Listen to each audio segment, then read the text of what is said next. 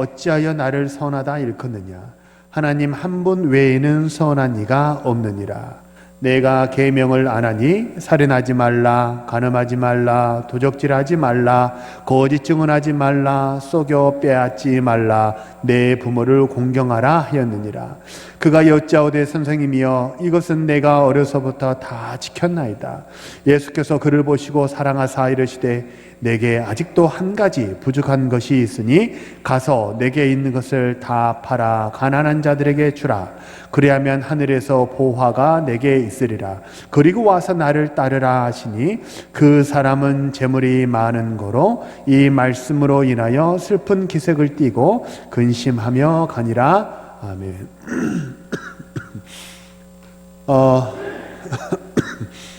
오늘 본문은 우리가 너무나 잘 아는 이제 부자 청년에 관한 이야기입니다. 우리가 지금 이제 마가복음 이제 10장 17절부터 이렇게 살펴봤는데요. 마가복음은 이제 아무래도 좀 사건 중심이다 보니까 이제 자세한 설명을 좀 하지 않았어요.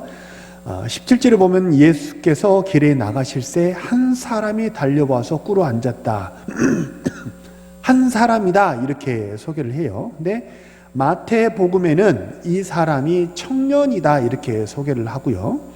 누가복음에는 관원이라 이렇게 소개를 해요.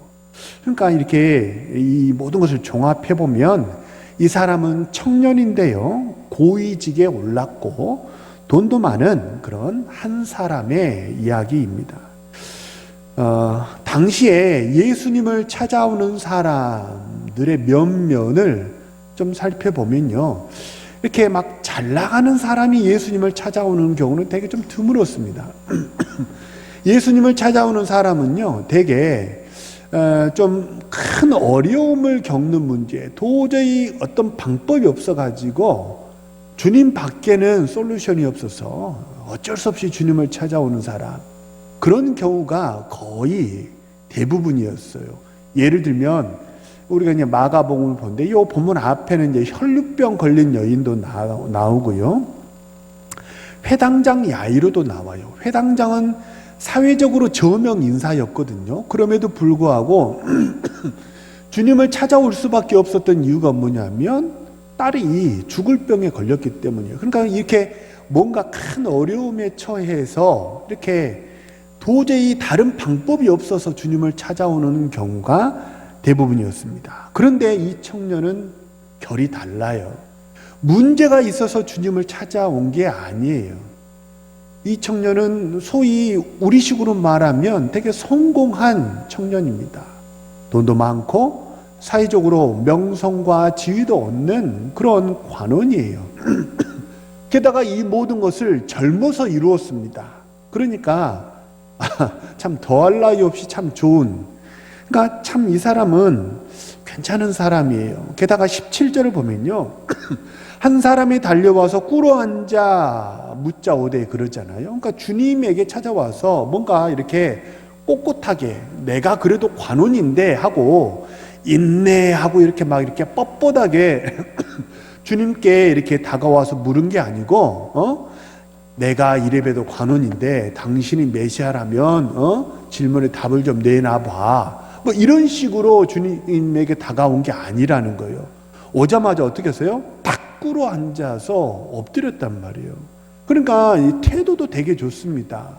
다 이루었어요. 많은 것을 이룬 사람이에요. 게다가 태도도 좋습니다. 그러니까 이 청년은 우리가 생각하는 것처럼 그렇게 나쁜 사람이 아니에요. 되게 가능성이 굉장히 많은 그런 청년입니다. 그 청년이 주님을 찾아왔어요. 왜 찾아왔을까요? 이제 파스칼의 팡세에 보면 이런 글이 있어요. 사람에게는 하나님만이 메울 수 있는 빈 공간이 있다, 이렇게 말하거든요. 그러니까 물고기는 물에서 살아야 하고 나무는 흙에서 살아야 하는 것처럼 사람은 하나님이 주시는 양식으로 살아야 돼요. 그래서 뭔가 뭔가 하나님을 만나지 못하면 하나님 없이는 채워지지 않는, 아무리 돈을 많이 가져도 아무리 많은 것을 이뤘다 하더라도 뭔가 마음속에 있는 영적인 공허함이 있다는 거예요. 아마 이제 그 공허함 때문에 이렇게 주님을 찾아온 것 같아요. 자, 그런데 주님을 찾아온 이 청년은 앞서 말씀드린 것처럼 되게 가능성이, 포텐셜이 아주 높은 청년이에요. 정말 이런 청년을 만약에 교회에서 만난다고 한다면 아마도 모든 사람이 다 칭찬하지 않을까요? 근데 이 청년에게는 모순이 있었어요. 오늘 설교 제목이 자기 모순을 벗어야 해결된다는 건데요. 이 청년에게는 모순이 있었거든요. 그 모순이 뭐냐면, 자, 다시 17절 한번 보세요. 다시 17절을 보시면 한 사람이 달려와서 꿇어 앉아 묻자오되 선한 선생님이여, 이렇게 물어요. 선한 선생님이여 라고 주님을 불렀다는 거예요. 자, 선생님이라는 말은 히브리 말로 랍비죠. 랍비라는 거예요. 랍비는 신입니까? 사람입니까? 사람이죠. 그죠? 랍비는 사람이란 말이에요. 그러니까 이게 선하다라는 말과 선생님이여라는 말은 서로 모순되는 말이에요. 이 둘은 절대 서로 호환이 될 수가 없는 말이라는 거예요. 사람은 선할 수가 없습니다. 모든 사람은 다 죄인이지 않습니까? 하나님의 그 누구가 하나님 앞에서 선하다고 말할 수 있겠어요? 그러니까 선하다라고 말하려면 그 뒤에 호칭을 뭐라고 불러야 맞는 거예요? 선하신 주님, 이렇게 부르면 호칭이 아구가 서로 맞는 거예요. 근데 만약에 주님이 싫은 거예요. 그러면 앞에 선하단 말을 넣어야 돼요? 빼야 돼요? 빼야 되는 거예요. 왜요? 선생님은, 랍비는 선할 수가 없기 때문이에요. 그래서 이 둘이 서로 같이 붙어 있는 것은 모순이라는 거예요. 그래서 주님이 18절에 콕 찍어서 얘기를 하잖아요. 네가 어찌하여 나를 선하다 하느냐, 하나님 한 분 외에는 선한 이가 없느니라 그러셨잖아요. 이 말의 뜻이 무슨 말이에요? 내가 뭐라는 거예요? 하나님이라는 거죠. 하나님. 그러니까 이게 선한 선생님이여 이렇게 부르면 안 되고 선하신 주님 이렇게 불러야 하지 않느냐라는 식으로 주님이 지금 이렇게 우회적으로 이 사람에게, 이 청년에게 얘기를 하고 있는 거예요. 그래서 선한 선생님이라는 말은 이게 이도 아니고 저도 아닌 거예요, 사실은. 같은 사례를 사도행전 10장에서도 찾아볼 수 있거든요. 사도행전 10장은 고넬료 사건이 기록된 장이지 않습니까? 자, 베드로가 이방인 고넬료를 만나서 복음을 전했습니다. 그런데 그 전에, 고넬료를 만나기 전에 베드로가 환상을 봤어요. 하늘에서 보자기가 내려왔는데 그 보자기를 풀어보니까 뭐가 들어있었어요? 부정한 음식들이 들어있는 거예요. 그러니까 이 부정한 음식이 가득 들어있는데 하나님이 그 부정한 음식을 어떻게 하라고 그랬어요? 먹으라는 거예요. 먹으라고 그러니까 베드로가 뭐라고 얘기를 합니까? 10장 14절에 보면 뭐라고 그러냐, 주여 그럴 수 없느니라 이렇게 대답을 해요. 그러니까 이 베드로의 이 대답도 서로 아구가 안 맞는 거예요. 만약에 베드로가 주여라고 불렀다면 그 뒤에 그럴 수 없습니다라는 말이 나오면 돼요, 안 돼요? 안 되는 거예요. 왜요? 하나님이니까. 주여라고 했다면 아멘이라고 나와야 맞는 거예요. 주여 그러하외다 이렇게 하면 서로 아구가 맞는 거예요. 주님 그렇습니다. 주님 말씀대로 내가 그물을 내리겠습니다 라고 하면 주님이라는 인식과 호칭과 그 뒤에 행위가 아구가 서로 맞아요. 근데 베드로는 주여라고 불렀는데 하나님이라고 불러놓고 그 뒤에는 뭐라고 그래요? 이럴 수 없습니다. 이럴 수 없습니다. 무슨 얘기예요? 지금 율법에 어긋나는 것을 저한테 시키고 계시는 거예요. 다시 말하면 뭐예요? 하나님께 지금 가르치고 있는 거죠. 하나님 이건 부당한 일이에요. 이거 이렇게 하시면 안 되는 거 아니에요? 라고 지금 말하고 있으니까 주여 그럴 수 없습니다라는 말은 서로 앞뒤가 안 맞는 거예요. 그래서 만약에 그럴 수 없습니다 라고 하려면 앞에 호칭을 뭐라고 해야 맞는 거예요? 친구요, 또는 당신, 이러시면 안 돼, 이렇게 호칭을 해야 서로 아구가 맞다는 거예요. 그래서 오늘 본문도 딱 그 이야기입니다. 18절에 보면 하나님 한 분 외에는 선한 이가 없습니다 라고 주님이 콕 찍어서 얘기하신 것은 나는 선생이 아니라는 거예요. 나는 하나님이라는 거예요. 그리스도라는 거예요. 메시아라는 거예요. 근데 주님이 이렇게 호칭을 이렇게 콕 찍어서 정리를 해주신 것은 사실은 이 부자 청년이 주님을 찾아온 목적과 밀접한 관계가 있기 때문입니다. 자, 보세요. 주어가 나예요. 주어가 나라면, 내가 내 인생의 주인이라고 한다면 그러면 주님을 찾아올 필요가 있어요, 없어요? 없는 거예요. 그죠? 내 생각을 주장하려면 주님을 찾아올 필요가 없어요.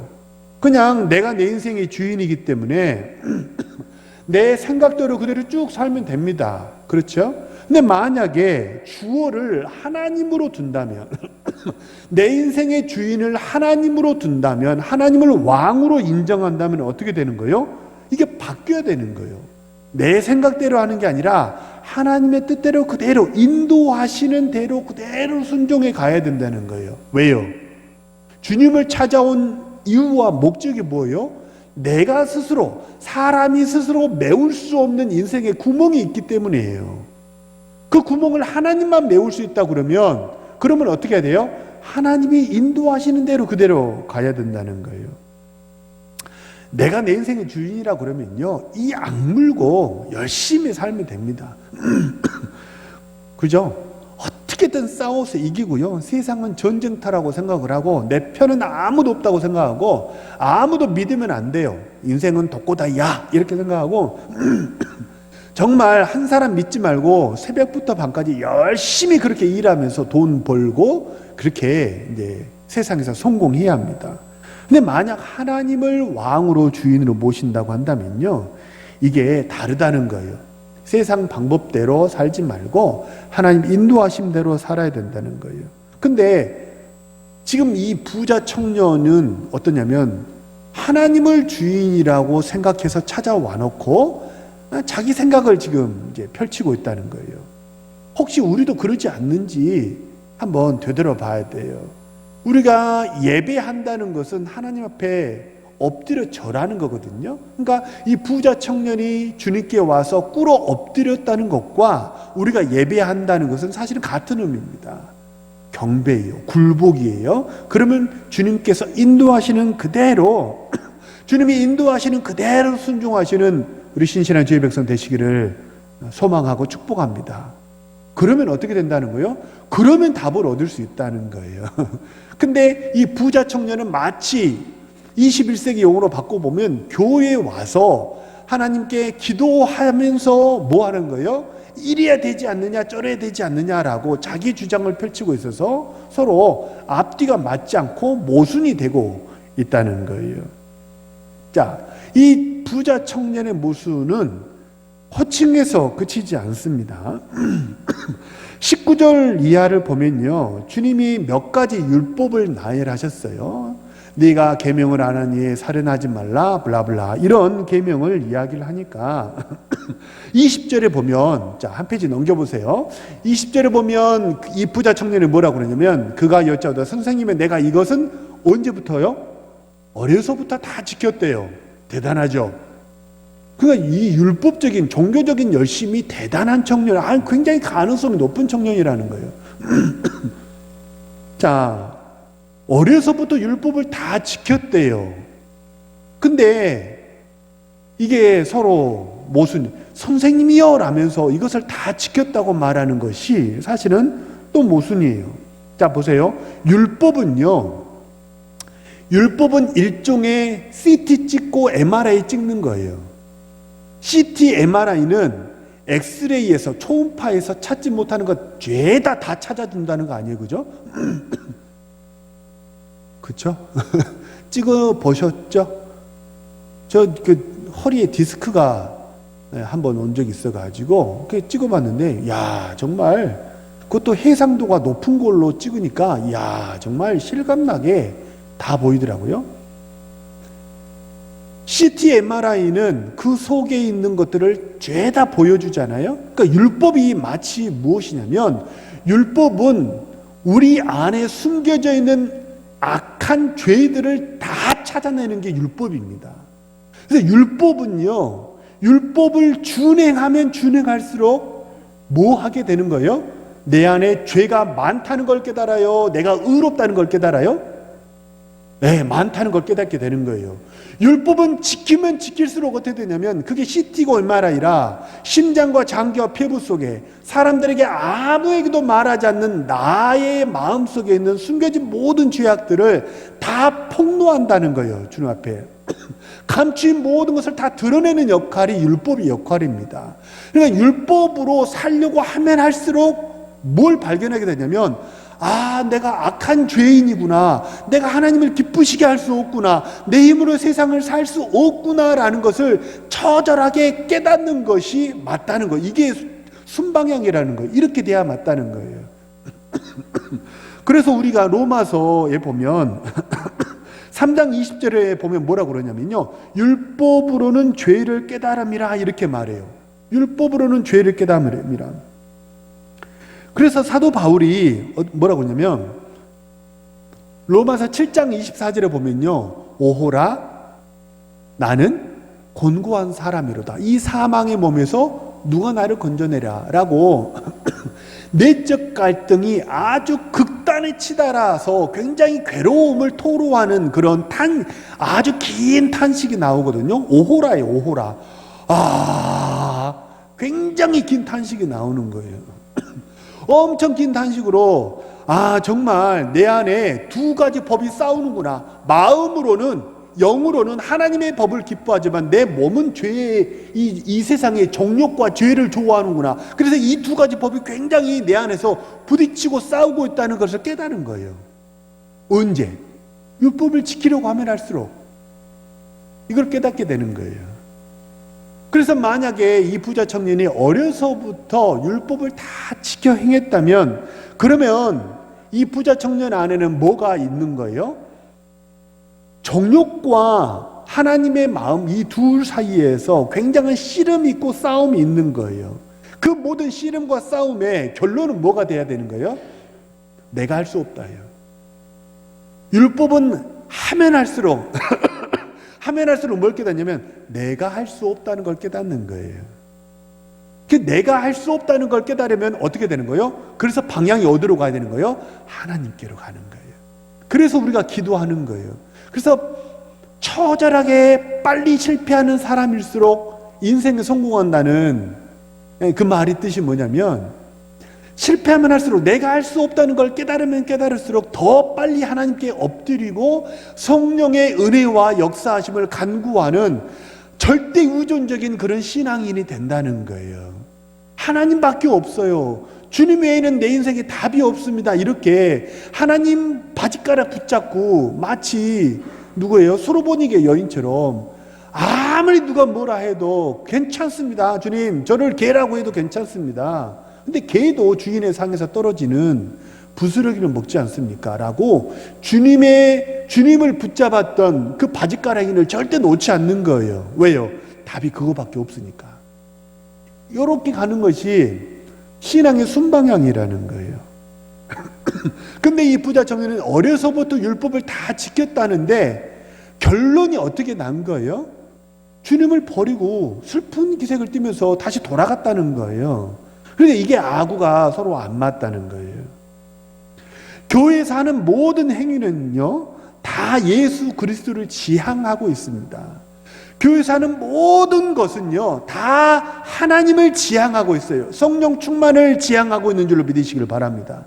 교회에서 주보를 나눠주면서 안내를 하는 것도 주방에서 식사 준비를 하는 것도, 주차 봉사를 하는 것도, 무엇을 하든지 교회에서 하는 모든 행위는 다 하나님을 지향하고 있는 거예요. 내 힘으로 할 수 없습니다. 하나님, 나를 좀 도와주세요.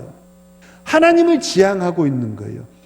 예배도, 찬양도, 설교도 그래서 그 신대원에 가면 설교학을 배우는데요. 설교학의 결론이 뭐냐면 모든 설교는 그리스도를 지향해야 된다는 거예요. 그리스도적이어야 한다는 거예요. 적이라는 것은 대적한다는 뜻이 아니고 그리스도의 성격을 띠어야 된다는 거예요. 복음적인 성격을 띠어야 된다는 거예요. 그게 설교학의 결론이에요. 전도회, 주일학교, 시설 보수, 모든 봉사가 다 하나님을 지향하고 있고 성령 충만을 지향해야 합니다. 그것이 교회이기 때문에 그렇습니다. 근데 만약에 교회에서 막 이렇게 예배를 드려요. 말씀도 있고 기도도 하고 전도회 활동도 열심히 하고 헌금도 합니다. 심지어 헌금도 열심히 잘해요. 그런데 예수를 믿지 않아요. 하나님을 의지하지 않아요. 그러면 이게 뭔가 아구가 안 맞다는 거예요. 교회에서 하는 모든 것은 다 하나님을 드러내고 하나님을 향하게 하는 행위를 해야 되는데, 근데 모든 교회 행위에는 다 참여하는데 뭐 하진 않아요? 하나님을 의지하지 않아요. 이게 서로 아구가 안 맞다는 거예요. 모순이라는 거예요. 혹시 그 갑각류 아시죠? 갑각류. 발음도 어려워.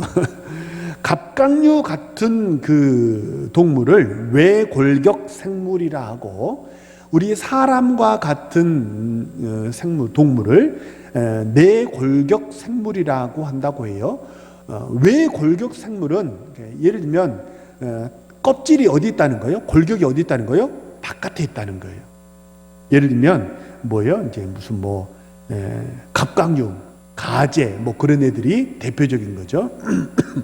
이 갑각류는 어떠냐면요, 바깥에 껍질이 있기 때문에 초기 단계에는 어떠냐면 외부의 공격에 딱딱한 껍질이 있기 때문에 방어가 되게 유리합니다. 근데 시간이 지나면 그 한계가 분명해요. 왜요? 뭐예요? 그 껍질 이상을 자라나질 못한다는 거예요. 근데 내골격 생물 다시 말하면 우리 사람은 뼈가 어디 있는 거예요? 살 속에 있잖아요. 그죠? 우리는 살 속에 있기 때문에 내골격 동물입니다. 그러면 이 내골격은 어떠냐면 초기 생존에는 불리하지만 뭐 할 수 있어요? 계속해서 팽창하고 자랄 수 있다는 그런 장점이 있어요. 신앙이라는 게 뭐냐면요, 신앙은 껍질을 바깥에 세우는 게 아니에요. 가장 중요한 기둥을 한가운데 딱 세워놓고 그 기둥 하나만 붙잡고 있는 것이 신앙인 줄로 믿으시기를 바랍니다. 그게 뭐예요? 하나님이에요. 그게 뭐예요? 예수 그리스도예요. 그게 뭐예요? 성령이에요. 그래서 요한복음 8장 32절에 보면 진리를 알지니 진리가 너희를 자유케 하리라 그랬어요.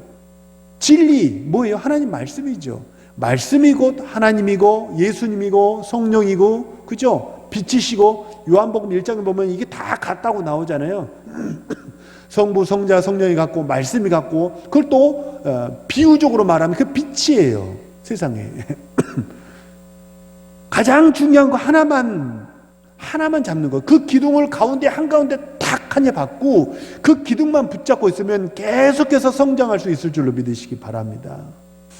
그래서 사도행전 15장에 보면 예루살렘 공회가 이렇게 결론이 이렇게 나와 있거든요. 예루살렘에 사도들이 모여서 율법을 지키는 게 필요하냐 안 필요하냐 막 이런 회의를 한 거예요. 거기서 내린 결론이 뭐냐면요, 신앙에 요긴한 것 외에는 다른 짐을 지우지 않는 게 맞다, 이렇게 결론을 내렸다는 거예요.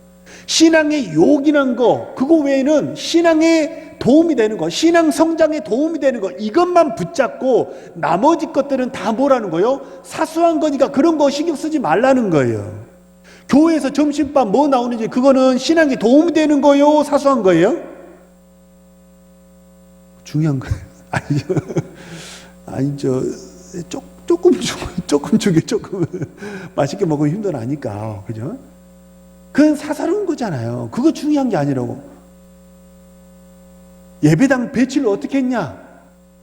우리 교회는 카페트 있는 거를 다 걷어버렸잖아요. 그 몇 년 전에 공사하면서 카페트 색깔이 파란색이냐 자주색이냐 빨간색이냐 그것 갖고 싸우는 교회가 있어요. 강대상이 색깔이 뭐여야 되냐, 종이 어떻고 주보를 어떻게 만들어야 되고, 그런 건 다 사소한 거니까 그런 것은 따라서 한번 해서 이래도 좋고 저래도 좋다. 죽고 사는 문제 아니면 패스.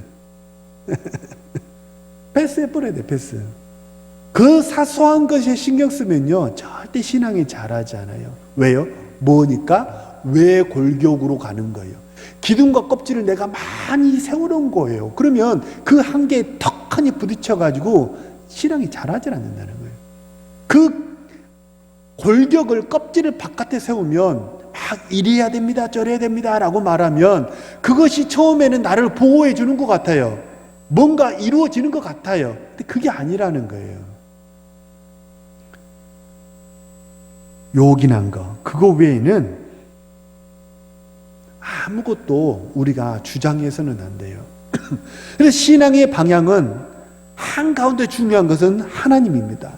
하나님이에요. 하나님, 예수님, 성령님, 말씀 다 같은 거예요.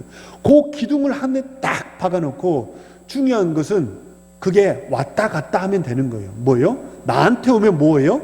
내가 신앙을, 주님을 내가 배우는 거예요. 이렇게 바깥으로 가면 뭐예요? 그 주님을 전하는 거예요. 주님을 배우든지 주님을 전하든지 딱 그 신앙은 그 두 개밖에 없는 거예요. 오직 주님으로 사시고 주님을 잘 배우시고 주님을 전하시는 우리 신실한 주의 백성 되시기를 소망하고 축복합니다. 그래서 이 청년은 어떠냐면 아주 스펙이 현란합니다. 많아요. 부자에다가 관원에다가 이것저것 다 갖췄고, 게다가 어려서부터 율법을 다 지켜가지고 부족한 것이 없다고 그래요. 그러니까 바꾸어 말하면 격가지는 엄청 많은 거예요. 사소한 것에 신경은 엄청 쓰고 사는 거예요. 근데 가장 중요한 거 한 가지를 딱 소개했어요. 그게 뭐예요? 나를 따르라요. 나를 따르라. 오늘 새벽에 베드로 이야기했잖아요. 베드로가 실패한 이유가 뭐라고요? 어정쩡했다고. 멀찍이 주님을 따라갔다고 그러잖아요. 구약은 성부 하나님의 시대입니다. 성부 하나님과 가까이 있는 것이 믿음이에요. 지금 우리가 사는 시대는 성령 시대입니다. 성령으로 충만하고 임마누엘하고 함께하는 그것이 믿음 좋은 거예요. 근데 주님이 잡히시던 당시는 성자 예수님의 시대니까 주님과 가까이 있어야 돼요. 주님 말씀을 내 마음에 품고 주님과 가까이 있어야 돼요. 그것이 믿음이에요. 베드로는 어땠어요? 멀찍이 따라갔잖아요. 그러니까 스탠스가 애매한 거예요.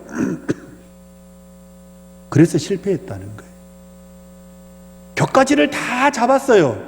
세상에 중요한 거, 돈도 벌고요, 좋은 직장도 가졌고요, 차도 사고요, 그 다음에 자녀들도 다 좋은 대학에 취직하고요, 다 잘 됐어요. 근데 중요한 거는 내 안에 뭐가 없어요? 성령이 없어요. 우리는 성령 시대니까. 내 안에 성령이 없으면 이도 아니고 저도 하고 아무것도 아니라는 거예요.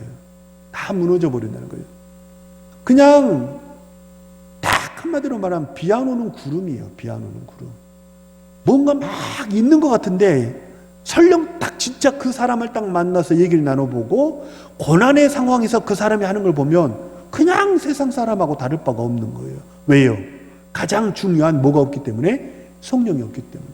성령이 있으면 그 성령께서 내게 은혜 주시고 힘 주셔서 이 모든 고난과 환난을 다 넘어가고 이기게 하실 줄로 믿으시기 바랍니다. 오늘 우리 처음 찬양했잖아요. 혹시 이 찬양 아셨어요?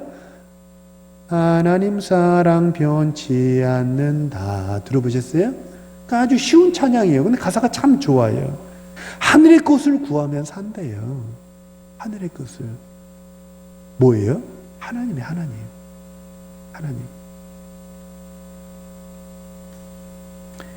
어정쩡하게 주님을 따라갔던 베드로처럼 그렇게 격까지만 신경 쓰고 본질을 놓쳐버리는 그런 신앙이 되지 마시고 주님을 가까이 하시는 우리 신실한 주의 백성 되시기를 주님의 이름으로 축복합니다. 그러면 십자가도 감당할 수 있어요. 넘어버릴 수 있어요. 그래서 바닥에 고꾸라지는 듯 하지만 넘어지고 자빠지고 사방으로 우겨싸움을 당하는 것 같지만 그러나 믿음으로 승리하고 그리고 하늘의 칭찬을 받아 누리는 우리 신실한 주의 백성 되시기를 주님의 이름으로 축복합니다. 이번 한 주간도 남은 하루도 오직 믿음으로 성령으로 승리하며 살아가시는 우리 신실한 주의 백성 되시기를 주님의 이름으로 축복합니다.